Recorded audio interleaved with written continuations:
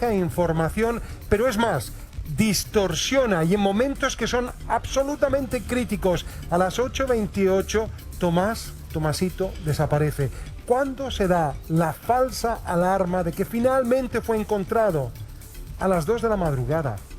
Todo ese trecho de tiempo puede ser clave. ¿Es esta solamente una anécdota o finalmente este personaje puede tener un rol y un protagonista altamente sospechoso? Se lo queremos preguntar a Carlos Collao y también a Marisa Navarrete. Marisa, comencemos contigo. Gracias. Mira, la verdad es que con los antecedentes que hay, uno simplemente piensa que es un sujeto que tiene alguna alteración psicológica. Eso yo lo planteo claramente. Ahora, si esto realmente influyó en el esclarecimiento de un presunto delito, no lo sabemos, porque hasta el momento, recordemos que no tenemos ni siquiera un antecedente que hay un delito. Entonces eso es bastante relevante.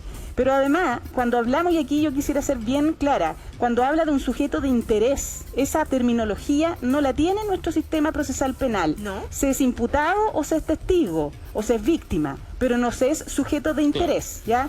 Y eso es bien relevante porque cuando tú tienes a un testigo o a una víctima, tienes la obligación de decir la verdad. Si tú no dices la verdad, bueno, obviamente te estás cometiendo un delito. Pero si es el imputado, recordemos lo que hemos dicho casi ya aquí reiteradamente, es que el imputado tiene derecho a guardar silencio, por lo tanto él no está obligado a declarar. Por lo tanto, si la Fiscalía está atribuyendo un delito de obstrucción a la investigación a este señor es un imputado, no es un sujeto de interés. Si además le está insinuando alguna participación en algún delito, volvemos a lo que hemos dicho originalmente. Hasta el momento no tenemos ningún antecedente de que hubo un delito. Los antecedentes es que el niño falleció, según el Servicio Médico Legal, por cierto inanición y por hipotermia. Carlos, ¿qué dice tu instinto como policía? Claro. ¿Es este hombre simplemente una anécdota o merece un estudio y un escrutinio bastante más acabado? Yo pienso, fíjate, Álvaro, que esto se va a solucionar rápido, porque obviamente en la región este señor debe ser relativamente conocido al momento de que se identifiquen o se digan que hay personas desaparecidas. Yo creo que lo más probable es que él ya ha tenido una conducta similar a la que ha tenido hoy día. Por lo tanto, yo creo que como tú lo planteas como una anécdota, yo creo que va por ese lado. Yo creo que él nada tiene que ver, quizás, por la información que tenemos hoy día, con lo que le ha pasado a Tomasito. No está relacionado directamente con eso. Si eso alteró la búsqueda y es lo que le van a encontrar, si es que se le imputa o no un delito por lo que hizo, eso es otra cosa. Esa es mi impresión. Ahora, comparado con lo que está diciendo Rodrigo, no solamente la actitud de este señor la tuvo con Rodrigo, también separó a la familia del mismo padre de Tomasito de su familia. También él se interpuso ahí como diciendo yo soy prácticamente el vocero.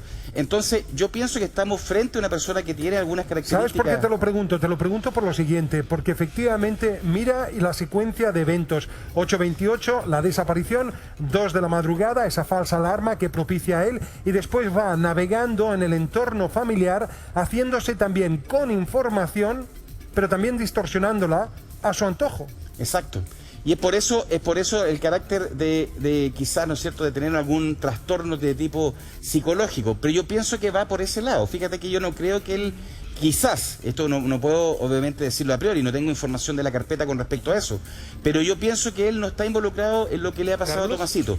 Pero ojo, interesante también es poner ahí en la palestra de que no han sido pocos los casos de personas que están involucrados en los rescates, que están relacionados con las pérdidas de las personas. Exacto. Bomberos que han ocasionado, ¿no es cierto?, incendios. Sí. Hay que tenerlo ahí. Es un sujeto de interés, porque hoy día se le dice así, en la informalidad de la investigación, para nosotros era un sospechoso, hoy día se dice sujeto de interés. No hay que perderlo de vista. Rodrigo. Perfecto. Carlos, sí, es que mira, me gustaría aportar un antecedente. Hace minutos me acaba de llegar. Hay una suerte de hipótesis, aquí hay muchas hipótesis, pero las que más tienen validez justamente es quienes conocen la investigación de cerca. Y hay un cuestionamiento de por qué se dirige la búsqueda. A ver, vamos a explicar esto. Permiso, Daphne, vamos a explicar esto. Muy cercano a las 8 de la noche. Esto nosotros ya se lo he mostrado en un mapa, justamente en el estudio. Desde la puerta de la casa sale el niño. Estefanía lo despide y es en el puente, esto lo hemos dicho muchas veces, que se reúne justamente con el tío abuelo. Caminan por la ruta P40, ¿verdad? El sector en donde desaparece está allá. Cuando desaparece, se le pierde la pista, es el tío abuelo el que llama por teléfono a la casa a una de las hermanas de Estefanía. Son las 8:24 de la noche o de la tarde. Y le pregunta si es que el niño volvió a la casa, le dicen que no. Es entonces cuando la familia sale a recorrer hacia allá, siempre hacia allá, ¿Ya? y don Alfredo toma, familiar del, evidentemente acá vive don Alfredo, toma esta cuadrimoto y sale por la ruta a buscarlo. La familia sale y recorre desde acá hacia allá, ¿no? Porque es allá en donde está el UPA, ¿no? El punto, el último punto de avistamiento, hacia allá. Hay una interpretación en todo esto. Es que se desarrolla la búsqueda desde el UPA hasta acá, siempre en dirección hacia Lebu, para que ustedes se hagan una idea. Pero se busca con menos preocupación en la ruta que va desde el UPA hacia Arauco, hacia el otro lado, que es justamente donde se encuentra Tomás. La pregunta que se hacen muchos es: la persona, de haber participación de terceros, cosa que no lo tenemos comprobado, el Servicio Médico Legal dice que no, de haber participación de terceros, ¿se podría tratar de alguien que manejaba muy buenos antecedentes sobre la zona que se estaba buscando? Y es por eso que finalmente Tomás aparece en una zona en donde se estaba buscando menos. Esa es una de las interrogantes que surgen cuando uno ve en el caso antecedentes que al menos hoy día sabemos que son falsos. Sumar a eso el tiempo en la llegada de las diferentes personas que fueron a ayudar, que estuvieron y que dan como horario clave las 2 de la mañana. Si fuera esta persona, vive cerca, claro, llegó, estuvo en la búsqueda, ¿cómo se enteró? ¿Cuántas personas estaban esa noche buscando? Exacto. Exactamente. Preguntémosle a Dafne. Tú, bueno, de partida, él es de la zona, vive por acá. ¿El tipo este? Claro. No vive cerca, de hecho tengo entendido que vive en Talcahuano. Ya, perfecto. O sea, de la zona no es. No, acá cerca. Ya, yo sé que había mucha gente ese día buscando a Tomás. La pregunta que se hace, Tonka, es sumamente válida. ¿Tú recuerdas haberlo visto en la búsqueda? No. Ya. No, de hecho había mucha gente que, y con todo este alboroto, con todo lo que estaba pasando, de hecho mucha gente conocida que llegaba ahora me ha dicho, yo estaba en la búsqueda y no los vi. Es decir, en el contexto es difícil distinguir si estuvo o no. Claro, pero yo personalmente te estaría mintiendo si yo dijera que lo vi en ese día. Yo la primera vez que lo vi fue el día que vine a ofrecer los servicios funerarios. Ya. Antecedente que lo estaba diciendo Amaro, que es sumamente importante también. 824 llama por teléfono para avisar justamente que no lo han visto en el sector donde están los animales. Y a las 2 de la mañana aproximadamente se produce la falsa alarma. Son las horas que aquí Marisa y Carlos me lo podrán respaldar. Son las horas vitales para la búsqueda de Tomás. Son las horas más importantes porque son las horas iniciales. Y es en ese contexto donde se produce la falsa alarma y alguien dice, lo encontraron. Y Estefanía lo dijo. Me trasladaron a mí, me fui justamente al centro de comando, si no me equivoco, y en ese momento le dicen, sí, lo encontramos, y empieza entonces a quebrarse esta teoría y finalmente, bueno, todos sabemos que no es una falsa alarma. Rodrigo, pregunta. Es en ese contexto. Ya. Son esas horas. Sí, Tonka, te escucho. Cuando a las 2 de la mañana dicen, apareció, todos regresan. Miren. ¿Por cuántas horas se suspendió la búsqueda esa noche? Sí, quiero... ¿Puedo decir algo? Sí. No alcanzó a hacer una hora. Yo creo que sería como media hora, algo así que estuvo paralizada la búsqueda, porque entre que uno decía que lo trasladaba a un tío, que lo trasladaron en un auto, que lo venían sacando desde el cerro. ¿Y se fueron todos a dónde? Todos volvieron al centro de mando, acá donde dejaron estamos. de burrastrear Sí. en los alrededores y volvieron a este punto que La está acá. gente que estaba toda dispersada por el cerro, por el bosque, volvió toda como al punto donde se había perdido el Tomás, donde estaban los bomberos, donde estaban todos los equipos de búsqueda. O sea, la falsa alarma, ¿para qué debatir sobre la gravedad que tiene en ese momento? Se deja, se paraliza, 30 minutos aproximadamente, según lo que dice Dafne. Incluso gente se volvió a sus casas, se fue, porque ya habían encontrado al niño. O sea, evidentemente el echar a andar nuevamente Sí. la búsqueda es Marisa, sumamente ¿quiere compleja, decir algo, probablemente Rodrigo? es más tiempo incluso que solamente los 30 minutos. Sí, no, Marisa. lo que yo simplemente quería decir es que claro, estamos hablando aquí de los equipos que estaban a cargo de la búsqueda, no estamos hablando de la gente que estaba colaborando. Probablemente la gente que estaba colaborando con un mero rumor abandona la búsqueda, pero los equipos, que suponemos que eran equipos profesionales, Claro. con una alarma de esta naturaleza no dicen, ya lo encontraron, nos vamos para la casa. Eso no es así. Ellos tienen que confirmar Pero, precisamente Marisa, que ello se sucedió para que pudieran abandonar la búsqueda. Así ¿Qué? que yo no creo realmente que se haya abandonado la búsqueda durante una hora o lo que Pero haya sido. pensando que el niño a las 8:30 dan la alarma de que ya no está el pequeño, ¿qué equipos profesionales realmente estaban trabajando en esas primeras horas? ¿O eran amigos o eran vecinos?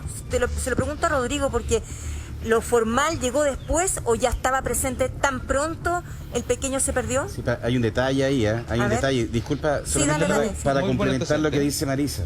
Lo que pasa es que si hay un equipo de búsqueda, estamos buscando un menor y desde su propio equipo, porque no es una persona particular la que da esta alarma, es alguien que tiene los medios de comunicación.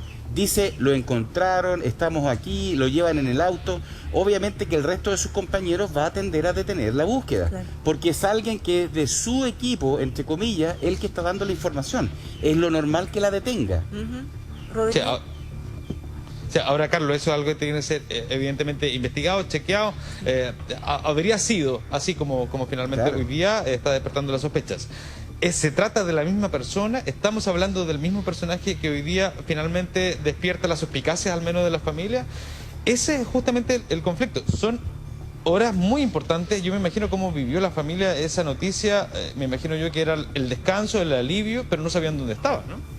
No, o sea, fue que se empezó a decir que fue como alguien dijo Que había aparecido. aparecido y empezó toda la gente, el rumor, Ya, ¿pero solamente gente les dijo esa información o hubo, no sé, algún personal de la búsqueda formal que les comunicó justamente?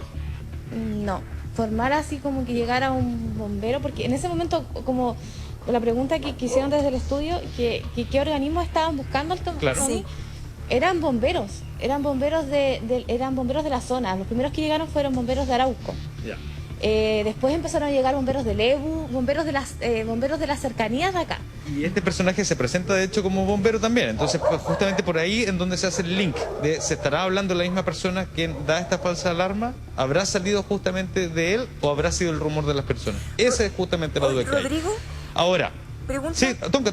¿Esta persona manejaba radio? Porque los bomberos manejan una radio y Una frecuencia. y un rango de frecuencia. O sea, también cualquier persona que tenga radio, no sé, lo pregunto, ¿también puede sintonizar a la frecuencia de bomberos? ¿Por ahí podría haber obtenido la información o no? ¿Tú qué es lo que viste de esta persona, Rodrigo? Yo la verdad es que lo conozco el día que yo le relaté, ¿no? Esta Nada más, escena ok. es el día viernes 26. Esos primeros días yo no lo había visto, de hecho, por el sector. Sí, muchos ya lo conocían, los mismos rescatistas lo conocían. Él se presentaba muchas veces como bomberos. Por lo que yo tengo como antecedentes, según lo que hemos conversado justamente con bomberos de Talcahuano, habría tenido un conflicto justamente en la compañía donde estuvo. ¿Qué tipo de conflicto? El por qué habrá salido, la verdad es que eso no lo manejamos. No sabemos si que hoy día es un miembro activo, un voluntario activo del cuerpo de bomberos. Pero es un antecedente evidentemente que tiene que investigar la fiscalía. Lo conversaba con Estefanía. Al menos saben que él está siendo investigado y eso les da un poco de tranquilidad. Por todo este sector, es que todo esto era un caos. Yo se lo he comentado muchas veces y qué bueno que estemos acá justamente porque lo podemos mostrar. Todo esto era un caos. Ese portón no estaba cerrado. Aquí estaba repleto de gente. En ese contexto, ya yo les decía, ¿no? Don Alfredo sale en la moto y es en ese contexto en donde vuelve el tío abuelo a buscar justamente el jeep para poder entonces, bueno, esa parte de la historia ya la conocemos. Visita a la tarotista por consejo de algunos amigos, todos se estaban moviendo, había gente que acá también entraba, había gente que rastreaba, gente salieron a gritar por el bosque. Esta es una zona geográficamente muy compleja, Exacto. ya lo hemos hablado. Y en todo este sector estaba repleto de linternas, de personas. La información es muy poco clara respecto de lo Rodrigo. que pasa en esas primeras horas. Rodrigo. Probablemente vaya a ser muy difícil comprobar justamente que él estaba ese día de las primeras horas Rodrigo. y de la falsa alarma en particular. Carlos. Lo que pasa es que es importante lo que acaba de comentar Rodrigo, porque él nos ha relatado en horario lo que ha pasado desde que se pierde contacto con Tomasito hasta que ya llegan los primeros equipos de búsqueda, hasta las 2 de la mañana cuando se produce esta falsa alarma. Investigar, porque cuando uno lee el final del libro, uno se puede cuestionar muchas cosas de lo que hicieron los protagonistas, ¿no es cierto?, por intermedio. Pero cuando recién estás leyendo, tú tienes que ir investigando desde cero. La primera información que tenemos, y es importante que lo recalquemos nuevamente, porque ayer yo escuché lo que decía mi gran amigo don Héctor. Claro, ¿no es aquí cierto? en el set. En el set, porque él decía, pero el primer error que se comete es que los equipos de búsqueda investigaron solamente en este último punto de avistamiento, que es una versión de una de las personas que está involucrada en este hecho. Ya dejemos claro eso. Pero es lo evidente que había que hacer, porque se supone que estamos buscando un menor. Al poco andar de que se pierde Tomasito, ya no había luz. Entonces, pensar de que Tomasito haya seguido emprendiendo la marcha sin luminosidad era difícil. Por lo tanto, que era lo lógico que había que hacer, era buscar en este radio lo máximo hacia su domicilio. Porque la información que se tiene de los padres es que dicen, Tomasito sabía dónde estaba, Carlos, él conocía el sector. Pregunta, ¿tú no estás de acuerdo con lo que mencionó ayer su ex colega acá en el set? Porque él dijo, yo creo que el pequeño por sus propios medios llegó a ese punto, al lugar donde se encontró su cuerpo. ¿Tú qué piensas? Porque nosotros le dijimos, pero es muy difícil. Acá mismo nosotros podemos ver por la imagen lo tupido de los bosques. Dicen que no es muy fácil incluso para un adulto entrar y llegar a ese lugar. Sí. Pero él insistía en ese punto. ¿Cuál es tu visión? Yo la verdad que no concuerdo con lo que dice don Héctor, a quien respeto mucho porque por sus años de policía fue un excelente funcionario, pero yo creo que no tengo la misma valoración de las evidencias que hay. De partida, los zapatitos del niño no estaban a 20 metros. Yo tuve acceso a la carpeta y al examen que hizo Carabinero. El primer zapatito de Tomás se encuentra a 150 y algo metros del cuerpo. Y el segundo, que vendría a ser el primero, a 50 metros más allá. O sea, estamos pensando de que Tomás caminó casi 200 metros sin tener sus zapatitos puestos. Entonces era importante saber qué pasaba con la planta de los pies de Tomás, porque él tenía lesiones en su cuerpo atribuibles al paso quizás por la zarzamora, que pudo haber sido un paso absolutamente personal o llevado o trasladado por un tercero. Entonces, lo que pasa es que cuando tú tienes una certificación de la autopsia como la que se conoce, que dice y concluye lo que había comentado Marisa, es difícil atribuírsela a terceras personas. Pero eso no quiere decir que alguien quizás, y perdónenme lo que voy a decir, lo haya dejado ahí y haya fallecido por estas causas, entre comillas, naturales. Entonces, es eso lo que no se puede descartar todavía, y es eso lo que la fiscal Cartagena está buscando. Yo no concuerdo con esa parte del análisis que hace don Héctor. Obviamente que respeto su información y respeto lo que él dice, pero no concuerdo. Yo no creo que Tomasito haya caminado esa cantidad de kilómetros, que lo haya hecho durante la noche, sin luz. Lo más probable es que un niño se quede ahí quietito. Y el ejemplo de la que él da respecto de la playa, tampoco me pareció apropiado, porque los que hemos estado en la playa sabemos que hay muchos colores dando vuelta, mucha gente dando vuelta, mucho ruido dando vuelta, y por lo tanto eso puede producir que un menor realmente se extravíe, porque esa fuente de información, el Lolito va a quedar ahí pegado. Y de hecho hay exámenes que dicen que un menor en esas condiciones no camina la cantidad de kilómetros que aparentemente está. Sí, pero perdón, quisiera interrumpir muy poco a Carlos, pero aquí en la teoría, si bien aquí el antecedente es claro, yo lo vuelvo a reiterar, el Servicio Médico Legal dijo que falleció por las causas que sabemos, o sea, no hay intervención de tercero en esa muerte. Lo que sugiere Carlos es eventualmente un homicidio de alguien que lo puede haber tomado y haber dejado ahí para que falleciera. Todo homicidio tiene un móvil. Aquí no existe ningún móvil. Aparente. El móvil que nosotros habíamos pensado, ¿cierto? Era un móvil de naturaleza de abuso sexual, no está. No lo está porque se ha dicho que se ha descartado. Por lo tanto, lo más probable es que la línea de investigación sea lo que dice el Servicio Médico Legal. A pesar de que eso puede ser muy terrible, por cierto. Pero disculpa Marisa, la fiscal dice, incluso le habla a la cámara y le dice, los sospechosos puede ser que me estén mirando a través de esta cámara en este minuto. No descarta a más personas e incluso no descarta al tío abuelo. Sí, es que eso es lo que yo no comparto. La verdad, claramente no lo comparto. Yo, como fiscal, como ex fiscal, veo los antecedentes objetivos que existen en una investigación. No puedo empezar a investigar por sospechas. No, yo creo que ello puede ser. Tengo que sustentarlo en antecedentes científicos. Uno investiga por Obviamente, sospecha, Clarice. la fiscalía tiene más antecedentes que yo tengo. Probablemente la fiscal le lo está diciendo, y eso es lo que dijimos el otro día, no está pensando en un homicidio por acción, sino está pensando en un homicidio tal vez por omisión. Ya, pero es decir, pero puede preguntarse, ¿cómo llegó Tomasito al punto en que lo Exacto. encontraron? Esa es la gran pregunta, y ahí me imagino son varias las líneas investigativas, ¿o Mira, no? además, Pero, Tonka, perdón, ¿qué vendría a faltan- ser un homicidio por omisión? Y además, exactamente, y además faltan 5 o 6 exámenes más que el médico legal quizás tuvo que haber considerado para poder dar su respuesta. El histopatológico Claro, sí. señala que hay signos de hipoxia cerebral, ahí dice que hay una hemorragia intracardíaca y también dice que hay un edema pulmonar en el menor. Entonces, ¿cómo se produce eso? Hay teorías que dicen que pudo haber sido un shock. Estas 3 causales también se conjugan con una asfixia.